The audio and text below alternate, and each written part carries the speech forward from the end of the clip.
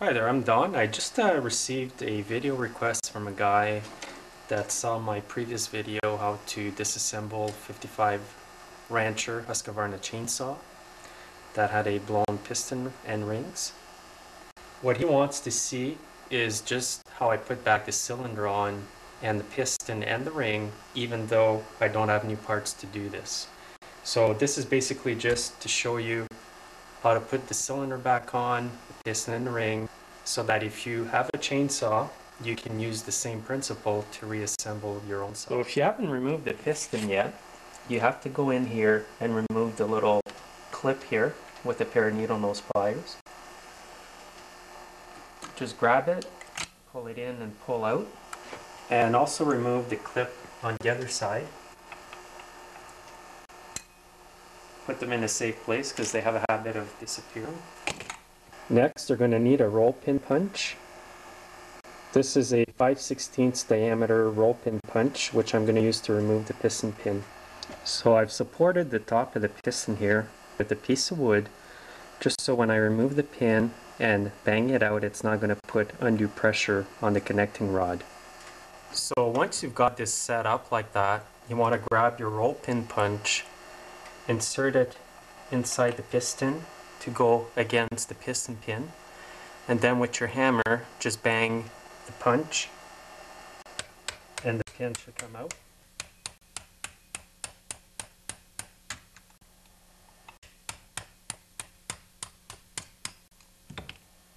Now your piston should come off. Now that you've got the piston off, the roller bearing is going to come out. You want to check that for excessive wear as well. Now I'm going to finish removing the pin from my piston. I'm going to put the piston and the pin between two 2x4s and remove the pin.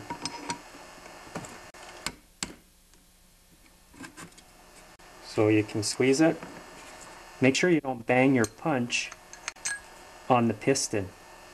It's imperative that you only hit the pin when hammering it out. It came out easy, I just pushed without the hammer. So we've got the piston off. So on this one here, the piston is shot. It's scored badly. Sometimes you can get away with just replacing the piston ring, but in this case it's all shot. And the piston ring is jammed on the piston. Here is a piston from another saw. It does not fit on the 55 Rancher. I just want to show you how to remove the piston ring. Make sure this side of the ring is on this side of the piston pin here. And then just pull the ring out, not too far because they're brittle, it can break. And then just work your way out like that. And you've got the piston ring off. If you want to reinsert the piston ring, make sure that the notches here on the piston ring are at the bottom, because these notches will only fit one way on that pin, as you can see. So I'm going to reinsert the ring like this and then just gently work it in. Don't pull it any further than you need to, and there it's installed. Now when you're rebuilding your saw, you would want to check the needle cage bearing. Just simply insert it on the piston pin and back into the connecting rod. What you want to do is check for excessive wear by moving it up and down. And it's very, very tight. And that's what you want. Also, you would want to check the bearing on the connecting rod at the bottom here by pulling up and down. So I don't feel any loose in there. And there's also crankshaft bearings under here that you can see over here. You want to feel the whole crankshaft to see if it's loose. And on this saw, it's very, very tight, which is good. Now once you've checked all that, you're ready to reassemble your cylinder, piston, and the ring. Before you reinsert your bearing here, put a bit of oil on it. And run it around and then put it back in the connecting rod.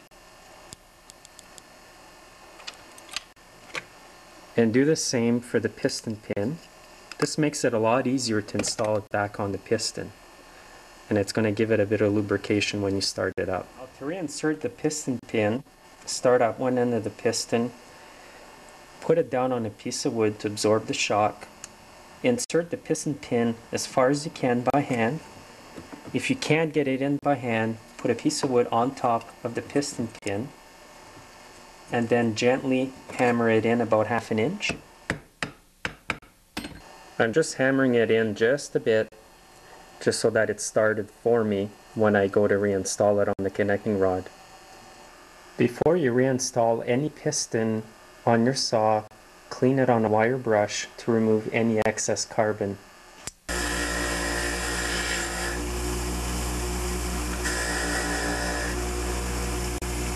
There's a couple reasons why you want to clean your piston before you put it back on. One of the reasons is that so none of the carbon that's built up on the piston breaks off, goes into your new cylinder and scores it again. Another reason is because when you clean it off, you're going to see an arrow on the piston. That arrow must point on the exhaust port side of the cylinder. So it would go like this. So if you look at the saw here, this being the back end, the arrow would be pointing toward the front. The reason for that is because where the ring meets here, if that were on the exhaust side, the ring would open up in the exhaust port and break. This way here, there's no pin here and it's a smooth transition. So I'm going to reinstall the piston. So start by lining up the piston pin with the hole on the connecting rod. It must go through that bearing. So I've got a piece of wood here to absorb the shock from me pounding it in. So you want to make sure the holes are lined up. You may have to push in the pin a bit more so that it's easier for you to line it up. So you can look underneath here to try to match up the piston where the pin's going to go through the connecting rod. And I've got a piece of wood here on the side, and now I'm just going to tap it in. I'm just going to put a small piece of wood on the piston pin and tap the pin in. Before I put the pin in all the way, I'm going to put one of the clips here. Grab yourself a good pair of needle nose pliers and just reinsert that pin. There's a little groove inside here. The pin's going to fit in there perfectly.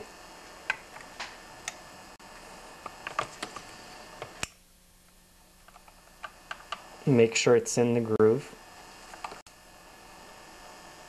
You're going to hear it click. The pin is in place. I'm going to push the piston pin where it should be. For this, you're going to need your roll pin punch again. And just push in on the pin. Make sure you've got a support for your piston.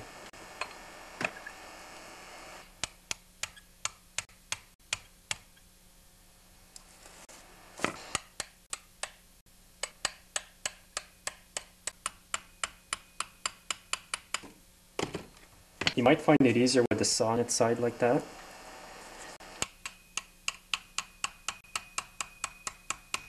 And I'm pushing in this pin until I see the groove for the clip. Now I'm going to install the clip.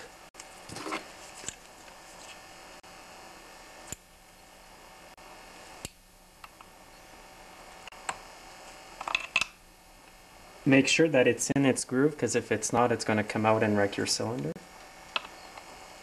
Now we got that.